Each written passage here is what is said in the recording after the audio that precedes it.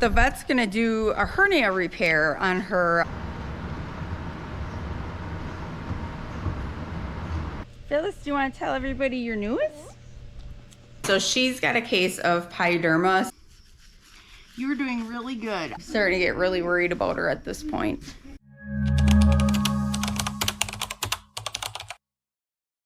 This doe here has a hernia that kind of popped up. But the vet's gonna do a hernia repair on her. There's some debate on whether or not it's worth keeping one that has an umbilical hernia. There is a genetic component.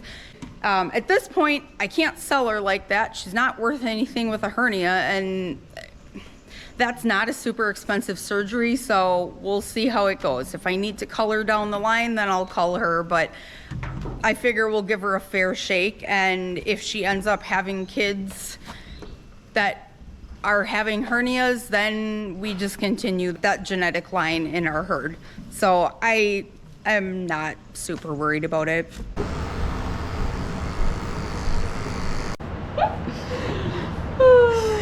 I love it. And I don't know that they actually... Hey! Actually, do you think Robert would be available to hold the front legs just so that she doesn't contaminate our surgical site? Robert! You are a little stinker. You got all those drugs and you're still being a dirt. Oh, I shouldn't stare right into it.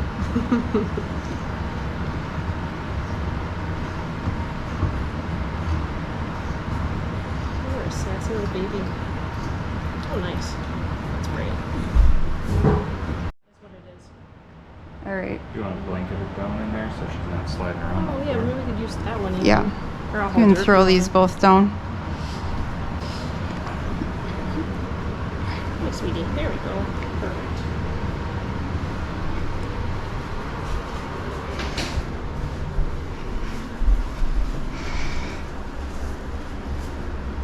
Okay, there, lay down.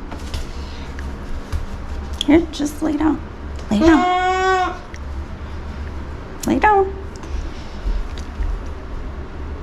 Come on. There we go.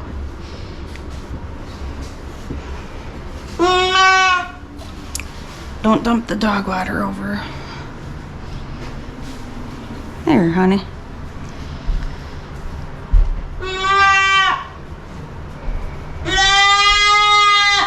There you go.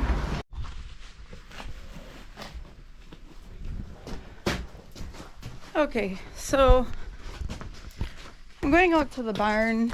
I'm kind of getting out late. I was doing some work on the computer, and all of a sudden my phone notified me that Lucy is like way the flip out into the wildlife area that we have next door. That's 300 acres. So sometimes when she sleeps in the barn, my GPS can't find her. So we're gonna see if she's there. Oh, there she is. Hey, Goose. Hi, honey. Oh, I thought you were runned away. Good girl. See, that's why we got these collars, to keep track of you, but it was wrong. Good. Sometimes when they're in the metal shed, it like can't pick up their signal, and all of a sudden it'll say they're like way out somewhere. I try not to ignore it because sometimes it is correct, but it would be very odd that she got that far without me like noticing. So I was just getting ready to come out, and all of a sudden it notified me she was like way out of the geofence. I was like, oh, so she's here. We can start chores. I'm just gonna check on our little patient here from her hernia surgery. We had her in our bathroom just to keep her like from moving around a lot and keep her clean and just let everything clot up. Well, she was screaming so much, she was like straining so hard, so she did end up with a hematoma. Oh, show the people. Well, you can't really see it. So we put her in here with Shrimpy for the night so she could have a little friend. Actually, that looks way better this morning because she got a pretty big hematoma. Good morning, Shrimpster.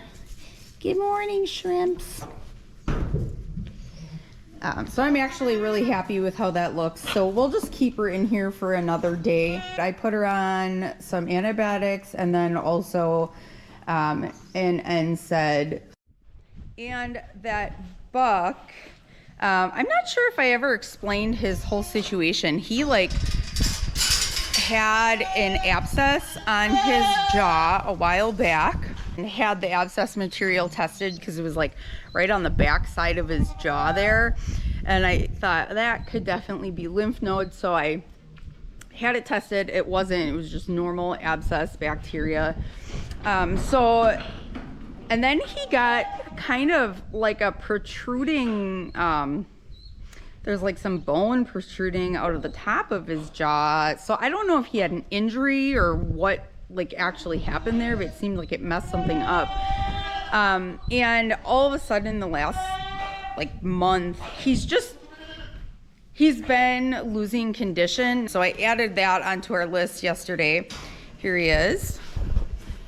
Hey buddy. So you can kind of see he's got a little bit of bone sticking out there. So we had the vet check on it. He is, I mean, I bet he's lost a significant amount of weight.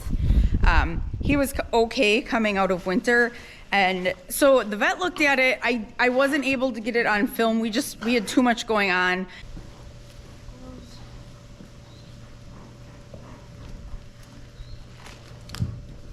Oh, that little bit of breeze feels good. Sure does.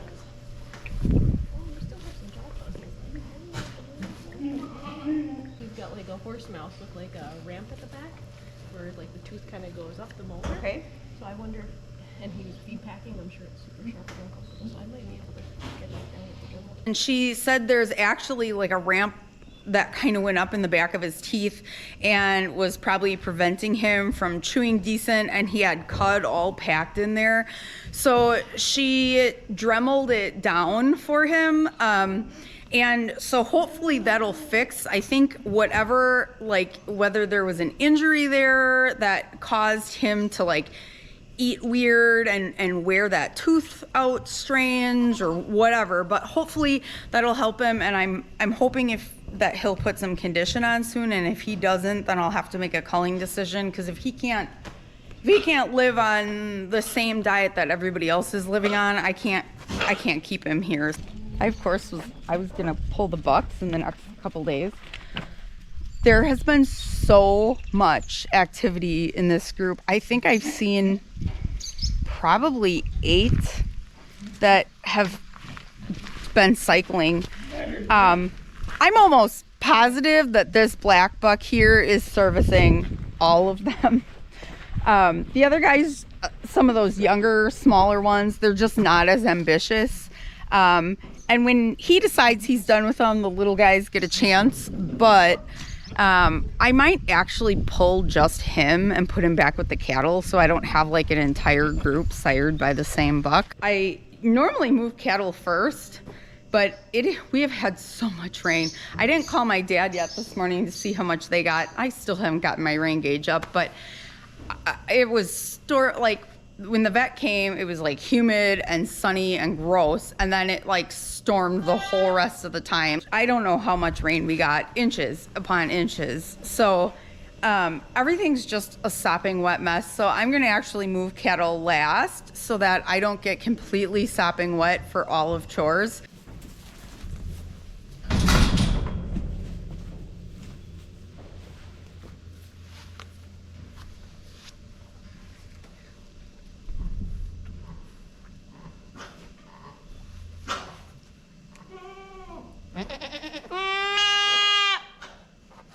Can I just look? Make sure we're doing okay? Oh, it looks good.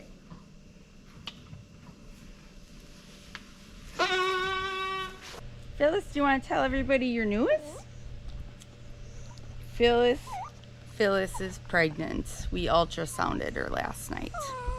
Oh, yes. Yes, we did. We knew she was pregnant just because she's been getting wide. The vet thought for sure at least 3 puppies, which is great. I think a litter of 4 is like perfect for a Cavalier to take care of. So I'm happy with whatever. Yes. Good girl.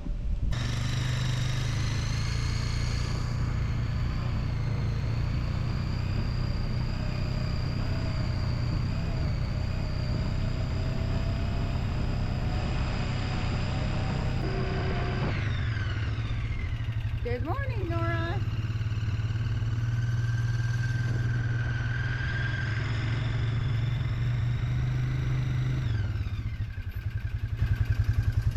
This water point's a total mud pit.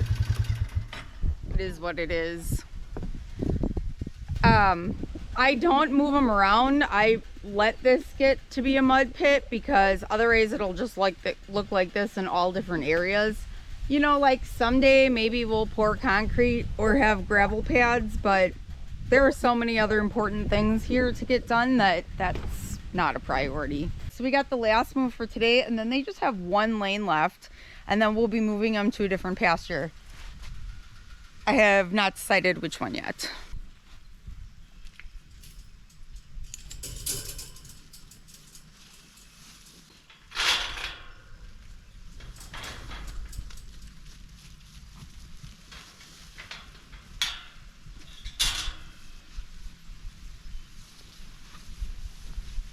I just want to show you how much water we have standing out here.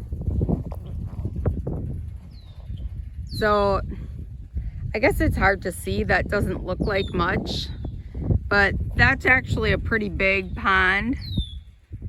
The picture doesn't do it justice. There is so much water, so much rain.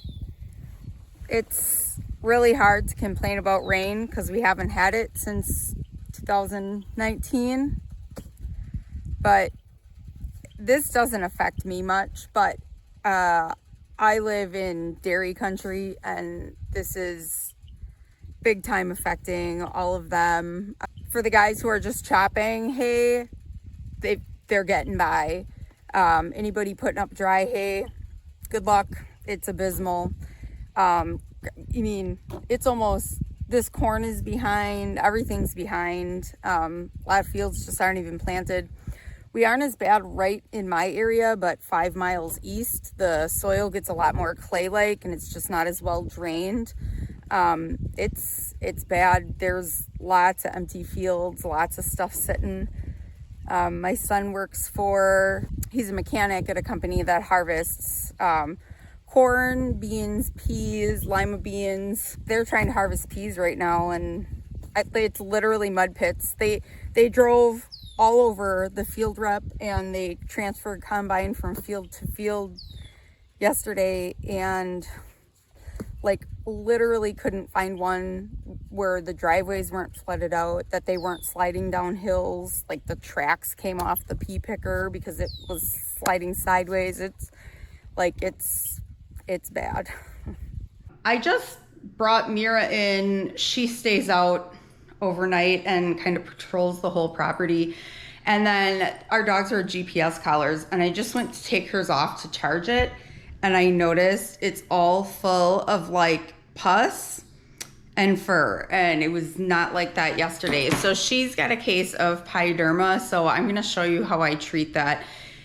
When this happens, it needs to be treated immediately because it goes from bad to worse in like hours. So I have had really good success treating it without antibiotics. And now sometimes there is a need for it, and that's just the way it is, but this has become my protocol and it works really well. Pyoderma you might know as like a hot spot. Hot spot is just kind of a layman's term. We'll try the small clipper. I think we'll need the big one.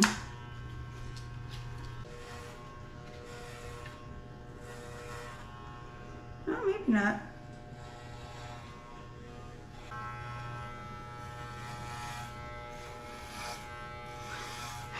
I don't know if you can hear it. She's doing like breathing exercises to keep herself calm. Good girl, Mira. Yeah, we'll give you a break. I know, we gotta finish up. It'd be easier if I had somebody to hold your skin taut for me. Oh gosh, it goes all the way up the side.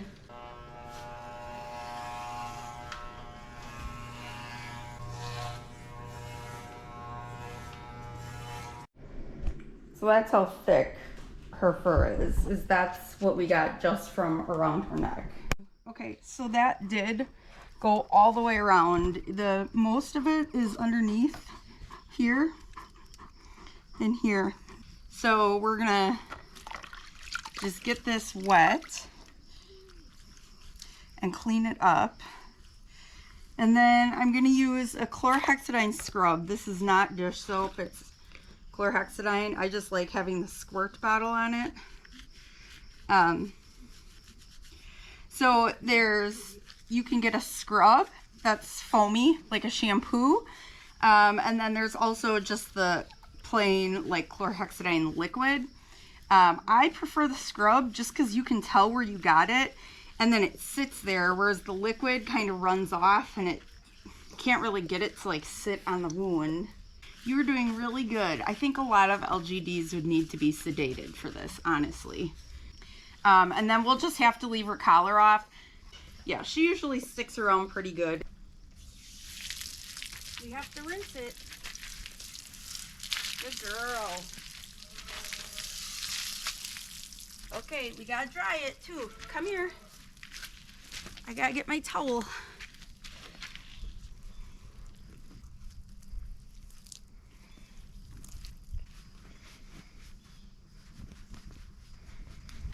You can wait, Phyllis.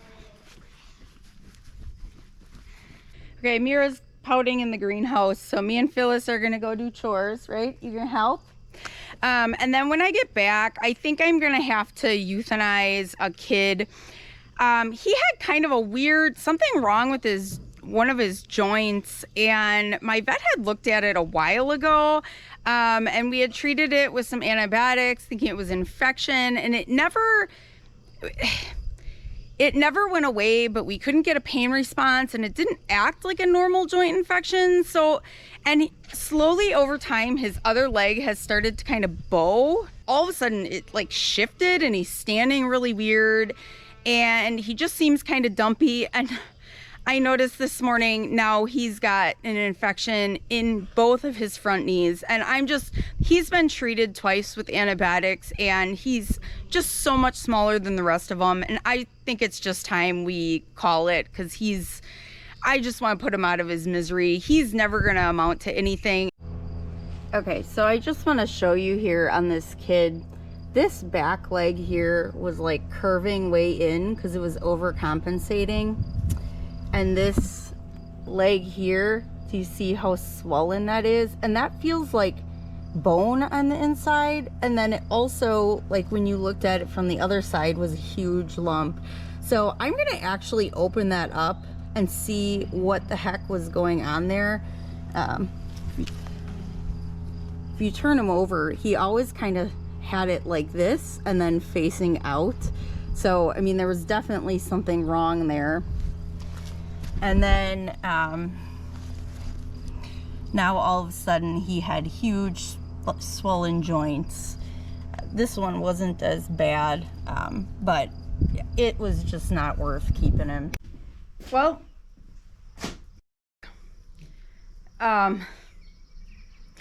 Mira took off when I euthanized that kid, scared her. I don't know. I'm assuming that's what happened because she was gone right after that. My GPS alerted me that Badger had left the property, so I looked quick and I was like, what is she? She was running down the road. So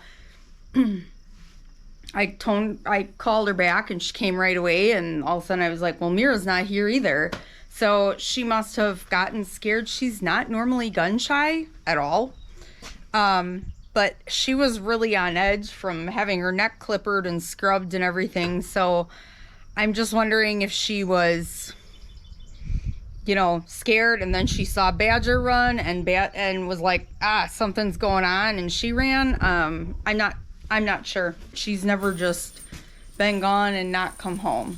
So it's very concerning. I'm starting to get really worried about her at this point. Well, we found Mira. After 7 hours of looking, and a good friend of ours spent like 3 hours hiking in horrible elevation changes and swampy and you name it, across the street in the wildlife preserve, and she was at home the whole time. On the opposite side of our covered porch that we use as storage, there's like a pallet of wood and some patio chairs stacked up, and there's a set of cabinets back there. She must have ran under there and hid and couldn't get out. She was stuck in there. I think she was just stuck there all day, and honestly, I think she was maybe a little mad at me for scrubbing her neck this morning, and she thought, I ain't coming out. She's just gonna scrub my neck with chlorhexidine again. I'm just gonna stay right here. I'm nice and safe. So, also, they finally started eating the oats, and they've done a fantastic job on them for the last day or two here, so that's good. So now I've gotten 0 things done today. Literally nothing. Accomplished nothing. So we looked for 7 hours for her, and all I did in there was come home to pee and eat breakfast. So I'm going to actually mix feed finally today. I got the goats moved around. The girl who's renting my garden came. We got a few small projects done quick right when I got home, but now I gotta get on top of this.